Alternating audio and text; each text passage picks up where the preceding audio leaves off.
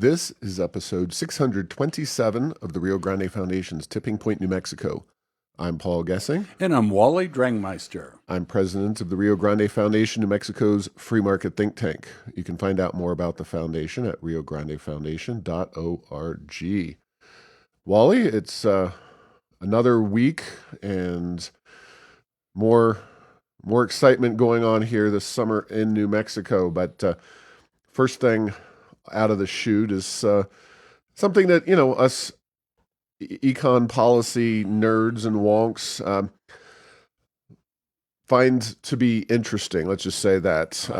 The state, through legislation, has been tasked, the state's economic development department, to be specific, has tasked itself with the creation of a strategic plan, and right now they are accepting public comments on it.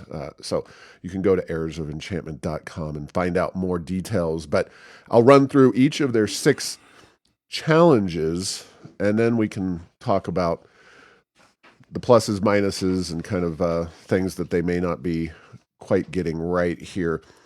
You have until August 31st to provide your own comment.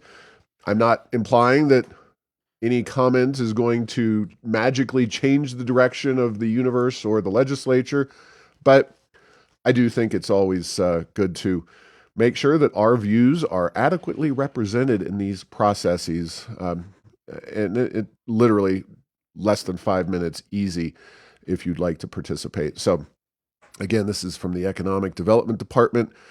Number 1, here is a challenge that they say we face as a state: lack of collaboration between economic development stakeholders. 2, difficulty attracting and retaining talents in urban tribal communities. I'm not sure if there's any other that we could not have success with besides urban, rural, and tribal. Misalignment between higher education and industry. Disengagement of socioeconomically disadvantaged communities in the planning process. Public sector dominance in New Mexico's innovation ecosystem, and concentration of the economy in a few key industries. Now, I think we both agree that some of these ring true. Obviously, the solutions are what matters, but Wally, take it away. Well, Paul, I do want to say at the get-go is anytime I see strategic plan coming from anywhere, it basically has 2 strikes in my book, because it's one of the most misused terms of art in government, business, nonprofits, etc.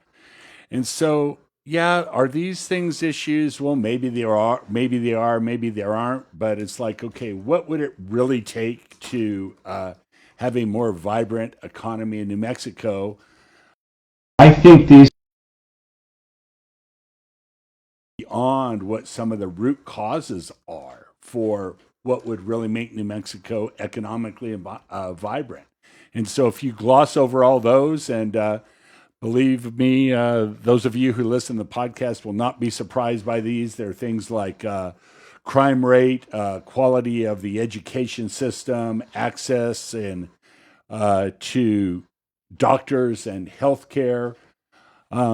These are all things that are very important. Oh, yeah, let's throw in there a better tax structure, get rid of the gross receipts tax on services that is so damaging to economic development. If you do those, heck, all those other ones wouldn't matter. We wouldn't even need an economic development department. It would just happen spontaneously, and there would be a chicken in a pot, and happy days would be here again if they would just deal with those issues. So now, are these issues coordination between groups? And so it's like, what is that? What does that really mean? I think, in my estimation, I've seen, there's some coordination. Is there enough? I don't know.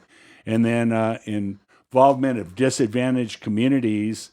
I mean, I think the issue is how about let's make these communities not disadvantaged by having better education and lower crime? They would be not disadvantaged, and they would be places where economic activity would be uh, easier to conduct and more likely to occur. So, just some of my high level thoughts on that, Paul.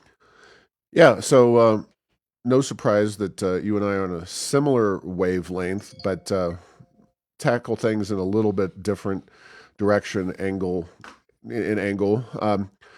In terms of collaboration between economic development stakeholders, I I don't really see that as an issue. It may be the fact, but economic development stakeholders are, really irrelevant as long as there is a desire among a majority of the population and their elected officials to develop the economy. I don't think that really exists or has existed in New Mexico for a very long time. Uh, Attracting and retaining talent, obviously that's critical, but that's a lagging indicator, not a driving indicator. Certainly, it becomes a chicken or the egg kind of situation. But if you develop the policies that we expound on a regular basis on this show, then the talent will come. Alignment between higher education and industry. I don't think that is ever the case. There is no state in the country where you would say that the broad alignment between higher education and industry is really there. I'm sure a lot of states do it better than we do, but that's because industry drives the economy, not the government via the higher education structure. They're kind of a group out there with a ton of money and a relatively unqualified workforce, student population for an industry that is industry group or sector that is not big enough and strong enough to kind of direct the whole higher education situation. You got to focus on the industry first, is what I'm getting at. Yeah, and then let me just say there is a bright spot in that regard, and my observation is the community college system is very responsive to industry. True. Higher education, not as much, but plenty in higher education don't think that that's their job, and so so be it.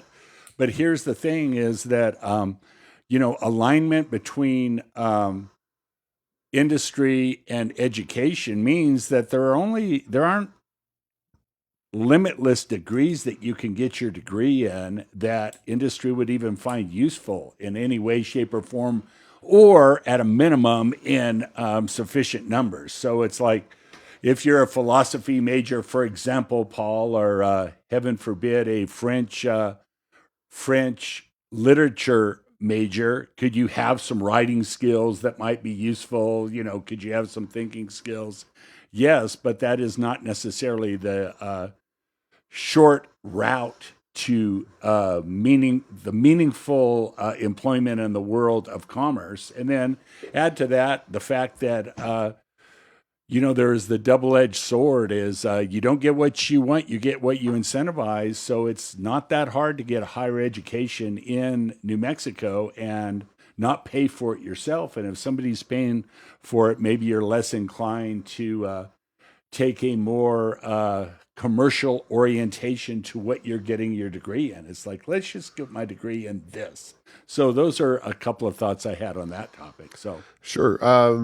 And then on number 4, disengagement of socioeconomically disadvantaged communities in the planning process. This is the dumbest one of all of these by a long shot. Disadvantaged communities or groups, the individuals within them are not going to engage in the process. What you will have at best is relatively well-off individuals within those disadvantaged communities engaging in the process, and how representative are their concerns going to be? And that's a process issue. It's ultimately, if you embrace solid economic policies throughout the system, you will shift these disadvantaged folks into a better paradigm. And New Mexico has kept a lot of people in poverty thanks to harmful economic and education policies. Now, 5 and 6, you mentioned before we got on camera that those were the really relevant ones. Public sector dominance in New Mexico's innovation ecosystem. I would say that public sector dominance in New Mexico's economy is a broader issue. We're way too reliant on government at all levels. And then the concentration of the economy in a few key industries. And this is kind of the shout out to oil and gas, and in my estimation, because of course, it is not healthy to be so reliant on one major industry. It, it doesn't hurt us to have the oil and gas industry here. Far from it. It makes opportunities available that would not be there otherwise for us to use those resources and put them to work to broaden and diversify our economy. But because we elect nincompoops in the legislature, of course, I'm talking about the majority in the legislature that controls the policy as well as the governor, we wind up needing a strategic plan that will most likely be ignored by the powers that be. But anyway, and Paul, last thoughts, yeah. Yeah, a point on that is, okay, everyone's talks about the concentration of jobs in oil and gas, but really the one that's not talked about very much in this context, which really needs to be, is the big government issues that we have here in New Mexico, and that's kind of related to all of that focus on the public sector. There's this thing called economic-based jobs, where those tend to be jobs that export things, that provide services beyond the local community level. Those are the ones that can build really lasting economic value and help any jurisdiction, including a state, to grow. Well, guess what? When I see what economic-based jobs reports, a lot of them include government jobs, particularly federal government jobs, as economic-based jobs. And believe me, that is a bit of a stretch. And so if you're going to do that from a policy point of view in New Mexico, you're not really addressing the issue, and that is private sector jobs. Why aren't those doing as well as, quote, we say they ought to be? And again, point at oil and gas all you want, but the way to get a higher percentage of non-oil and gas jobs is not by shutting down the oil and gas industry. It's by putting policies in place, albeit potentially with that oil and gas money as the way to pay for some of those things that make it more likely that private sector enterprises would want to operate in New Mexico. Yeah, well, what you said, except for one nuanced aspect, and that is that the number of jobs in New Mexico directly in the oil and gas industry is not a especially high number. I mean, they're higher than other states, but because of the efficiencies of the oil and gas industry, the industry does not have that many people relative to Walmart or University of New Mexico or the post office working for them. They're able to produce tremendous economic wealth and material wealth at a very, very low cost in terms of labor. And make no mistake about it, people tend to be the most costly resource in any industry, in any business. So it should be a feature. It is in many ways a feature because it frees up those human resources for use throughout the economy while producing massive amounts of wealth for our state, both the economy and the government. It's just a matter of what we do with that prosperity, and we haven't done much with that to date, aside from just throw it into various government accounts and use it for corporate welfare. So we have ample human resources in this state, even with a small population, even with our low workforce participation rate, that if our political leaders finally decided to do the right thing, we would go very far, very fast, thanks to that aforementioned wealth. So all of that to say, if you enjoyed that, if you want to weigh in, go to airsoфenchantment.com and you can find the links to the Economic Development Department's strategic plan. Again, the legislature is going to do what the legislature is going to do, but it does help to, I think, share some different approaches to some of these issues. Moving on, Joe Biden, after 36 years in Congress and 16 more in the executive, or actually 12 more, 8 years as VP to Obama and then 4 as president. He's not playing the game any further, but after a very, very, very long career in politics, Joe Biden has caught religion on the issue of term limits. Now, we haven't really talked about term limits a whole lot on this show. I think there's some good arguments to be made on behalf of term limits for Congress and the legislature. In fact, you know, I would love term limits here in New Mexico, but the chances of that happening with our current group, I think the income tax going to zero is more likely than term limits with this crowd in Santa Fe. But congressional term limits, I think, is a good idea, as would be limits on the amount of time you can spend as a federal bureaucrat. 18 years, I say. Just throwing it out there. The Biden administration, Biden's put forth a proposal that will go nowhere to impose an 18-year term limit on Supreme Court justices. Purely political. He doesn't care about term limits. This is just an effort to attack the Supreme Court, which the left has really engaged in a lot of in recent years. But I say, well, if you want 18 years on Supreme Court, let's do 12 years in Congress. That's 6 terms in the House or 2 in the Senate, and 18 years of employment in the federal bureaucracy would be, I think, reasonable. So after 18 years, we got to get people out of the deep state. If Congress has term limits, the bureaucrats should have term limits too. I realize that my plan's going about as far as Biden's, but it's silly season, it's political season, and Biden's trying to further pick on the Supreme Court. Yes, and it is interesting. Could you have come up with a worse messenger for that message, first of all, than Biden of over 51 years? Paul, I'm going to call him the St. Augustine of political rhetoric, which St. Augustine, to paraphrase, Lord, help me to be chaste, but just not yet.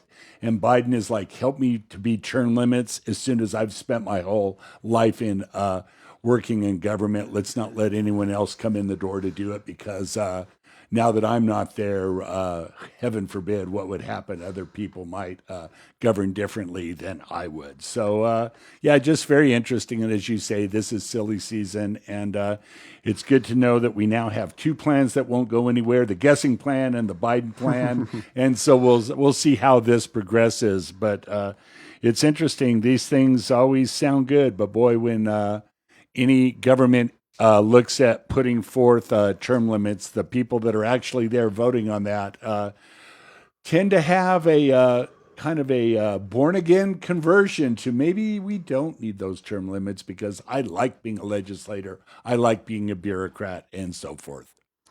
Yeah, absolutely. Term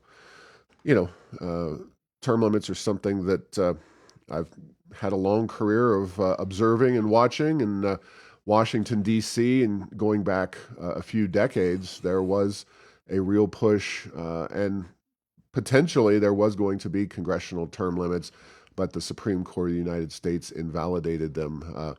I missed the riots from the conservatives when that all went down. Not that it was just a conservative issue. A lot of people on both sides of the aisle would like term limits, but the Supreme Court essentially said that states cannot impose term limits, so the legislature can't impose term limits on Congress, that has to be done by Congress itself, which I believe there's a line about chickens voting for Colonel Sanders in there somewhere. The idea that members of Congress are going to vote to limit their own terms, not going to happen anytime soon, but that is the reality. So, and Paul, I would argue that we get about once a generation, more or less, we do get a term limit that's actually effective, and that's when there's major swings from one party to the other, where incumbents are voted out in significant numbers. That still is really the only one that's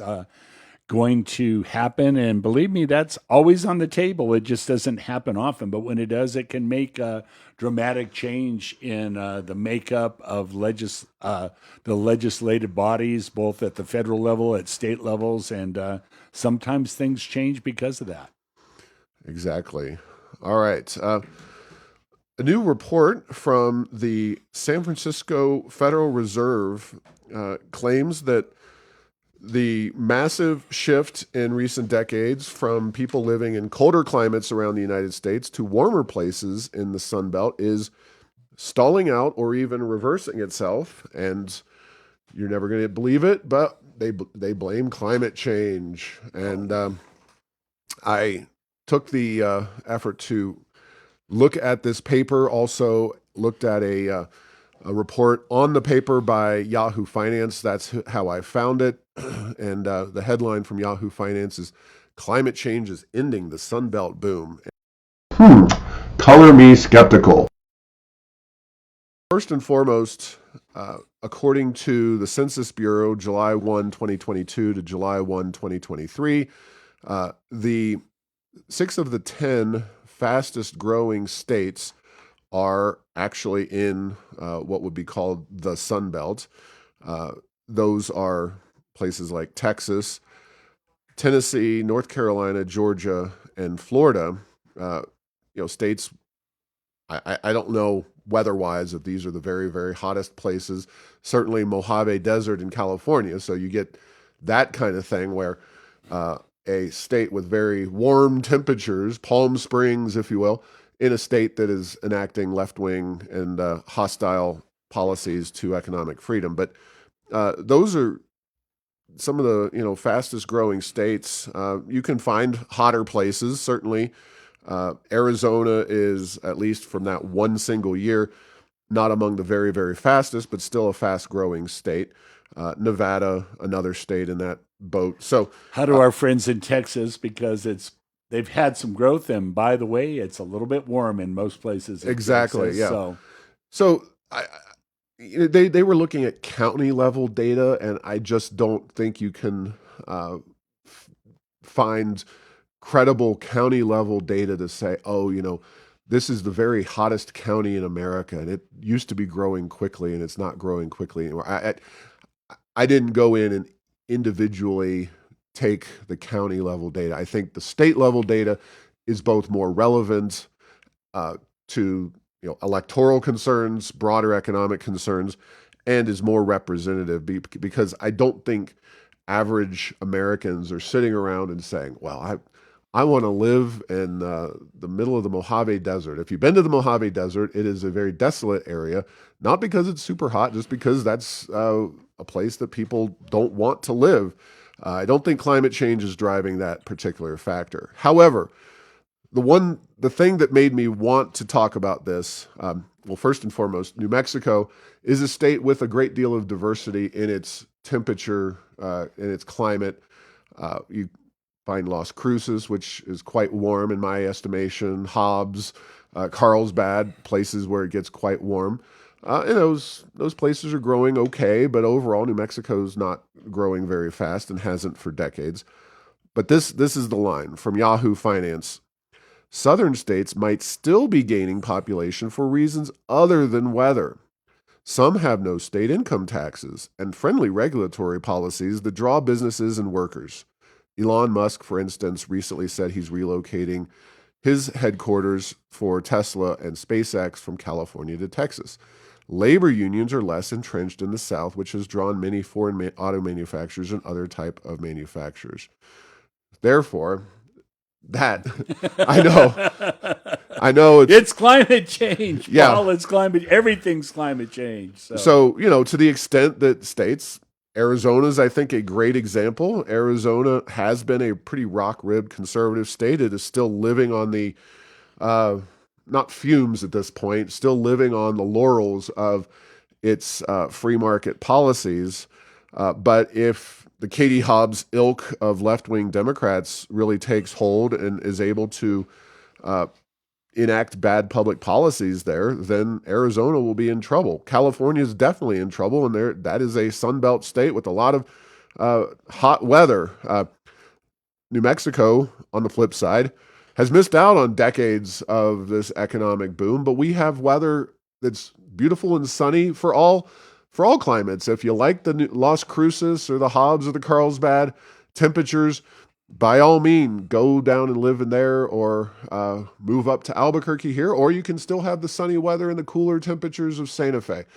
But we don't have the economic conditions that are geared towards that kind of growth. No, and Paul, there's something that's called in mathematics and statistics reversion to the mean. If something's growing very, very fast for a longer period of time, it becomes difficult to sustain that level of growth indefinitely into the future. And so all other alternatives start to make sense. And so it's interesting. Maybe they buried the lead on our Yahoo story. It should have been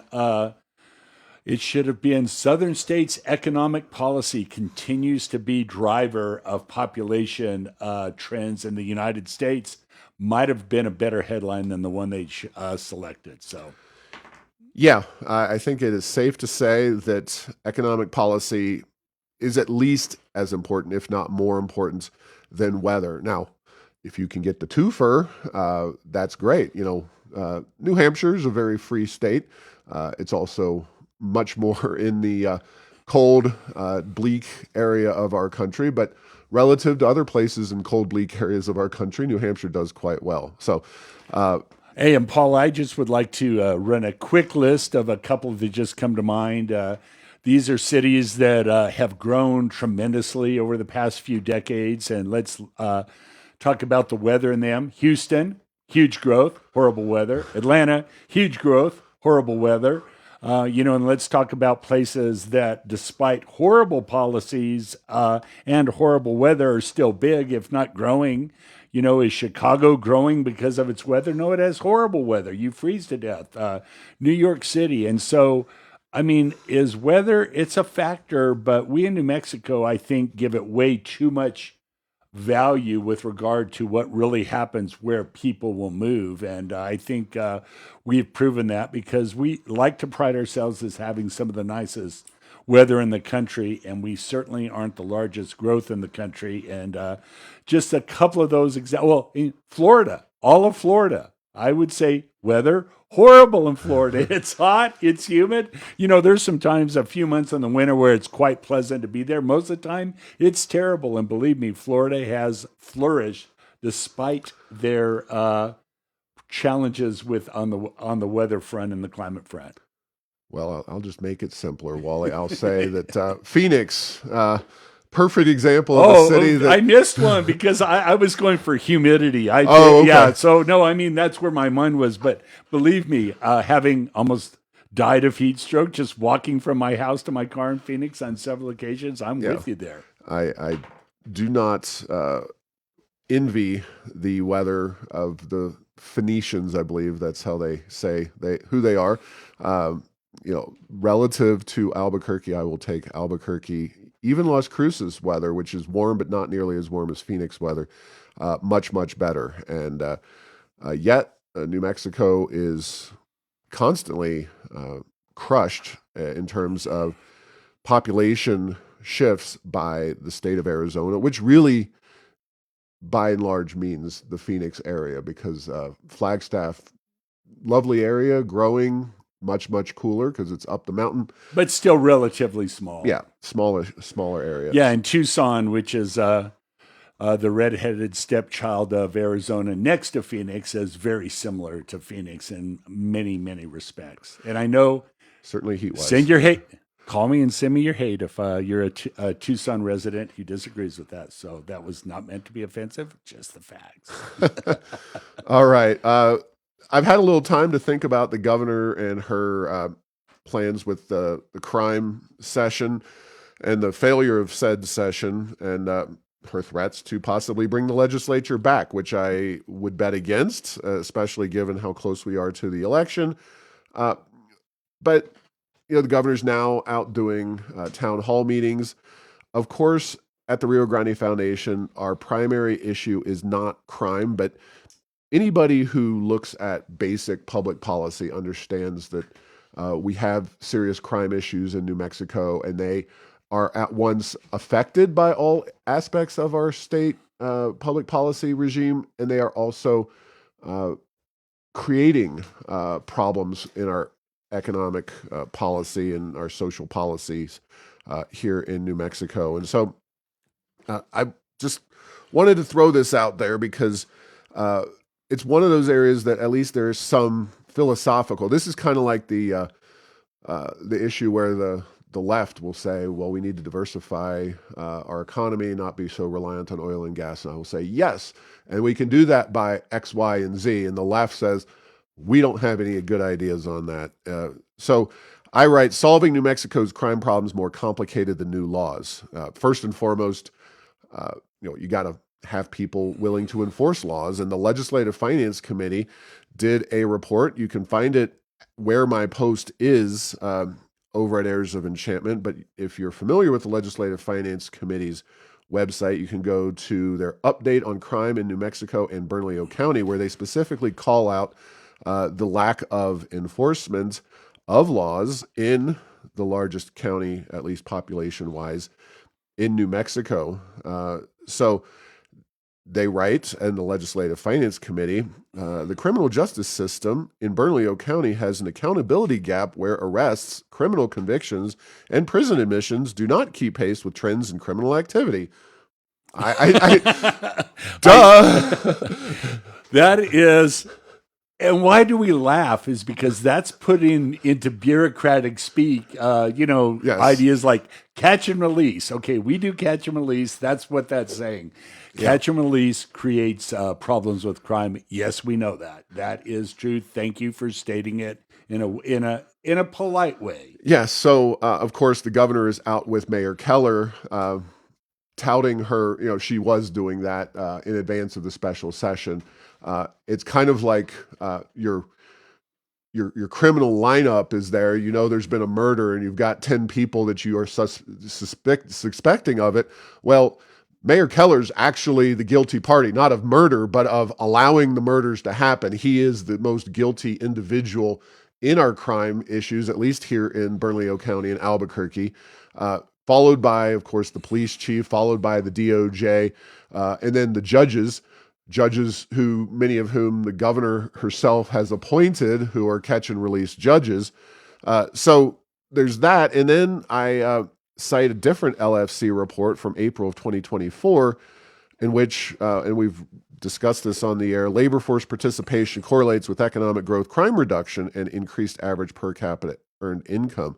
So if the governor talked about workforce participation, if she talked about our education system, maybe we would be doing more on crime, but she's not interested in talking about those kinds of policy failures that have certainly grown worse during this administration, but have long bedeviled politicians in New Mexico who have allowed our education system to basically be one of the, if not the very worst in the entire country. So we need those conversations to be happening in addition to the specifics of crime legislation, which may or may not be enforced by the mayor and his police force. Yeah, and it is ironic is we've had 6 years, and every year at the legislature, some of the same bills that the governor is now advocating were introduced and went absolutely nowhere in the legislature with no support from the executive branch. And I just wonder what changed, Paul. What changed? I'm not sure what changed. Is it that the governor now is looking for her potential appointment in the Harris administration and knows that even Kamala Harris was tougher on crime at one point? Or is it just finally getting to the point where, what is the bumper sticker? Her karma ran over her dogma. It's like crime is so bad that some of the things that she's advocated and some of the things that she's ignored for 6 years just can't be ignored anymore. I'm not sure what it is, but with what happened at the special session, it does seem like she has some less than fully willing partners at the legislature. And, I applaud the effort of, maybe I would say a day late and a dollar short. And then two of the parties that could have done more about it than anyone, the governor and the mayor of Albuquerque being at the lead, is more than a little ironic. But hey, I guess a late term conversion to wanting to implement policies that might actually help, better late than never. But we'll see what happens. And again, that it's back to the clumsy handling of that special session leads me to believe that this may be much to do about nothing. Absolutely. All right. Bad news, big news for MLG on another front. Indirectly, of course, it's ultimately bad news for us, the people who buy automobiles, because Ford Motor Company recently announced that they were going to have some serious, that they had some serious financial difficulties thanks to the push for electric vehicles. According to Investors Business Daily, Ford earnings in Q2 of this year fell 35% as the auto giant continues to expect billions of dollars in losses from electric vehicles. Uh, they also, in the day that this was announced, lost 18% of their share value, and this is trying to make fetch happen. The governor and, of course, the Biden administration, and if Kamala Harris were to be elected, she will absolutely positively follow Biden's path on electric vehicles. But Ford is saying, hey, we're going to have serious financial challenges with this EV transition. They're taking their cues from the politicians, not from their consumers. And it's going to cost them, it's going to cost people buying new vehicles, even if they're not EVs, because those vehicles, they're going to have to shift the costs of those vehicles in order to continue making a profit. So it's a problem for everybody, and especially Ford shareholders. So that is critical. Real quick, a new report from Wallet Hub, which takes in some slightly different variables, but came across my email this week, found that New Mexico had the second most at-risk youth in the country. The thing that I think circles back to the crime conversation, according to Wallet Hub, we have the highest share of people ages 18 to 24 who don't have a high school diploma at 15.5%, which limits their earning potential and higher ability. So that is a huge problem. No surprise that, again, our education system remains a problem. And then finally, I had the opportunity over the weekend to just chat with former Governor Susana Martinez. It was at an unfortunate event, a memorial gathering for attorney Wade Jackson. He worked in Susana Martinez's economic development department. I knew him through the New Mexico Federalist Society, which is the conservative judicial organization. And Wade was an all-around good guy, a very young guy, and just tragically passed away recently. So there was a lot of different folks, political types on the right side of the political spectrum, and had a chance to catch up with former Governor Susana Martinez. I, tried to avoid politics too intently at this event, but I did say to her, I bet you wish you had the kind of money MLG has had available to her from oil and gas, because during the Martinez administration, oil and gas was in a tough spot, and the state economically was also much more constrained. And, she, of course, had to deal with the hostile legislature, both houses for most of her time in office, but did have a Republican House for 2 years, and still had challenges with a hostile Senate. So good to catch up with Susana Martinez. So with that, thanks for listening to this week's episode. Find all episodes at tippingpointnm.com or at the Rio Grande Foundation's YouTube channel. Subscribe to the show at Apple, Stitcher, or tell Google Home to play Tipping Point New Mexico. Thanks to Path 3 Marketing for producing this show.